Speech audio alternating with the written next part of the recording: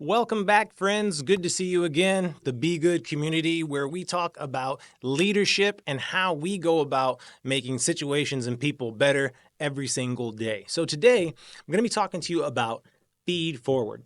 The great leadership coach Marshall Goldsmith coined this term as a way of looking at feedback, but in a more positive light and more effectively. So, let's first talk about a little bit about why feedback can be problematic. Feedback can be problematic because most of us actually don't want it. Even though we know how important it is to get feedback for learning, for growing, no one gets better at anything or gets to a high level of expertise in anything without getting some feedback. However, we end up arguing over reality. Actually, in my leadership training, they say we end up litigating the past because people naturally get defensive when they get feedback, especially if it's not all positive. Most of the time, when I was working with employees, working in buildings and school buildings, when people ask you, hey, I would like you to come see my class and give me some feedback. Or if anyone says, I had this project I'm working on, or hey, would you tell me what you think about this work I'm doing? When someone usually is confident enough to put it forward, what they're hoping for, what they're expecting is positive feedback. They're not always expecting feedback for growth. Those are the particular individuals, a small group of individuals who tend to be high performers in almost every domain. High performers in every domain are constantly looking for corrective feedback, but that is not the majority of us. Most people were resistant, and we end up sort of arguing. And that becomes the mainstay when we go into feedback and we start thinking about, and me saying, hey, this is what I saw. And then you start saying, no, no, no, no, no, that's not what happened. This is what I saw. You see, we end up getting into this conversation that's all about the past, your perception of it, my perception of it. We get into an argument. You want to convince me that what I saw is not what was reality. And then I sit there saying, oh, God, I'm not going to be able to convince you. Stalemate, no one gets better. But when we go forward with feedback, there's a different dynamic. If you give me feedback on what I did this morning or what I did wrong yesterday, there's really nothing that I can do about that. And it starts, and then I naturally want to get defensive, as I said. But if you tell me what I could do differently tomorrow, how I could do something better the next day or the next time, that reduces defensiveness. If you've ever played a sport, or we look in music, if we look at coaches, leaders across the way, teachers of any kind, the ones that are most effective are the ones who are constantly leaning in to feed forward. They don't spend as much time deconstructing performance or engaging in critique. What they try to make sure is that they're making it more likely that they don't want the person to become defensive, so they spend less time deconstructing and engaging in critique. They don't spend their time there because they know that what's gonna happen is the persons might just shut down. The best coaches, the best teachers spend their time saying, hey, if we can do more of this, or the next time, in the next game, per se, if we can get our shots off, we can make sure we come off the screens better and get our shots off quicker, we're going to score more points. Or when it's time to be on defense, if we can just make sure that we're keeping our hands up in front of the player and basically describing what good performance looks like, describing what in the future is going to continue to make us better, rather than spending time saying, let me give you an example. Rather than spending time saying, in the last game, really, you were not coming off the screens at all. It was really slow.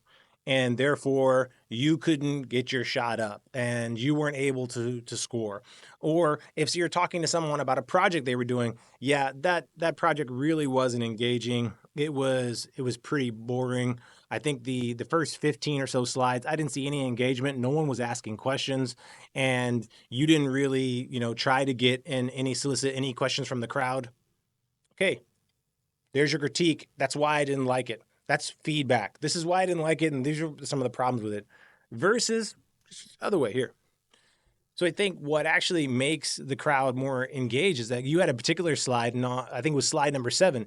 And when you were using that particular slide, you had some questions, and then you were asking people questions about what they thought about some of the information you had talked about already, and then you allowed the people to start speaking in groups. And when they were speaking in groups and they were answering some of the questions, they were very engaged. And so I think we should do more of that in future presentations, because I think when we do that in our presentations and when you have those questions for people, you do a great job of engaging the audience, and it makes them more likely, I think, to learn and really embrace what you put forward. You see the difference in tones, and which one do you guess is more likely to cause defensiveness, or to cause someone to say, actually, I don't think you were paying attention, or actually, you know what, this was what my presentation was all about, versus someone saying, oh, okay, yeah, I could see how I could add more of that. That's what you're trying to do with Feed Forward. So remember, it's hard for people to get defensive about choices that they haven't even made yet. So Feed Forward conveys a certain amount of optimism, and that there is this ability to get better. And even in school and classrooms, the feedback on why you got a C, everything that was wrong with your paper, everything that was wrong with your project, or all the things you got wrong, versus could someone talk to you about, well, here are some really great examples. So I know that you got this grade, but here are some great examples of questions. These are the kind of answers we're looking for. Or here are some of the things that in this project where this is a part of your paper that was really good. And I think when you do this, or when you write paragraphs this way, or when this kind of presentation is done and done in this particular exemplars of good performance. And when we're having conversations about how to improve, what we're going to do differently in the future, versus this is everything wrong with what you did before, that's Feed Forward. And that's going to be more likely to engage students, because oftentimes what happens is that when we give feedback, we get into this messy situation of the person saying, well, could you give me some specific examples? Okay, so you didn't think the class went very well, or you thought that the students weren't so engaged. Exactly when? And usually what that means is, and we've all been there, we've all been the person who's asking for more and more specific examples. This happens in relationships, this happens at work, this happens in all kind of places. But usually what that person is conveying is that I am not here to receive your feedback. I'm not interested in hearing what it is you have to say. What I want to do is litigate and argue about the past and argue about whose reality is right, and therefore neither of us is going to get anywhere. And because this happens, leaders don't want to contend with it. And so therefore, they stop giving feedback altogether.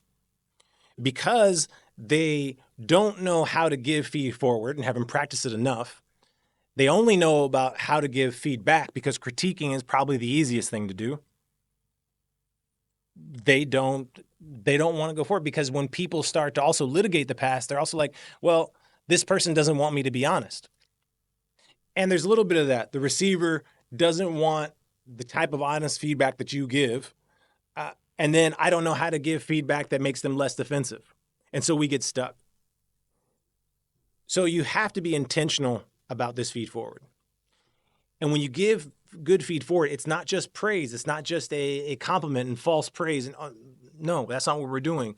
Feed forward is, you have to be very intentional and clear about what you would like to see next time. Are we clear about what good performance looks like? Do we have exemplars in our mind or written down somewhere, so that when we give the feed forward, it's genuine and it doesn't just sound half-hearted? You can always go forward with feedback. Any kind of feedback right now, you can do the exercise today. Think of all the types of feedback you'd want to give anybody in your personal relationships or at work. And if it's about the past and what they did wrong, do the exercise of making it feed forward, making it honest, intentional, but about what we want to see in the future.